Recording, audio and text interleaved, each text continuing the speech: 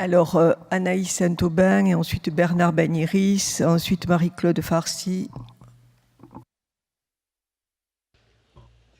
Merci, Présidente. Je voulais rappeler, ça a été dit, mais c'est toujours bien de remettre une couche, de rappeler que c'est un exercice, l'Assemblée citoyenne est un exercice inédit de démocratie locale, de démocratie participative, que ce sont des citoyens et des citoyennes qui ont été tirés au sort au nom de l'intérêt général, pour proposer des réflexions, des solutions concrètes. Là, en l'occurrence, c'est comment bien vieillir dans un contexte où les défis relatifs à l'âge sont de plus en plus pressants.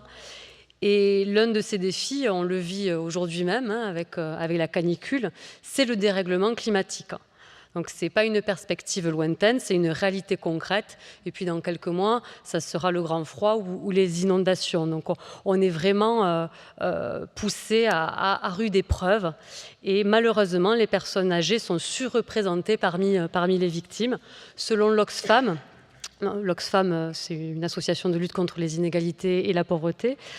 Donc, selon l'Oxfam, elle représente le 3/4 des décès liés aux vagues de chaleur et autres événements climatiques extrêmes.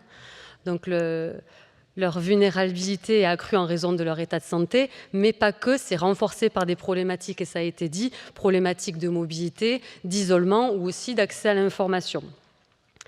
Et c'est pourquoi il est bon aussi de faire le lien avec la première assemblée citoyenne qui avait pour thème la bifurcation écologique. Ça montre bien que les deux thématiques, bien vieillir et transition écologique, sont deux enjeux liés. Et je sais par ma camarade Inès Goff-Pedrosa, qui est absente cet après-midi et m'a demandé de l'excuser, que le comité de suivi qui s'est tenu hier pour faire le point sur les actions engagées par le CD, par le conseil départemental, à la suite justement de propositions qui étaient formulées par cette première assemblée citoyenne sur la transition écologiste, justement pour faire du lien. Et donc, comme parfois on a des retours en ce sens. Je voulais donner un exemple concret de lien, c'est qu'à la première assemblée citoyenne, il y a une trentaine de propositions issues des travaux des citoyens, des citoyennes, qui a été intégrée à notre feuille de route sur la bifurcation écologique, notamment sur les questions de logement, sur les questions de l'alimentation, sur les questions de la gestion de l'eau. Voilà, tout simplement. Et donc, je tenais en conclusion à saluer le travail des membres de l'Assemblée citoyenne et puis de vous souhaiter aussi une belle réussite dans vos prochains travaux et puis voilà, dans la poursuite de vos travaux et des prochaines saisines.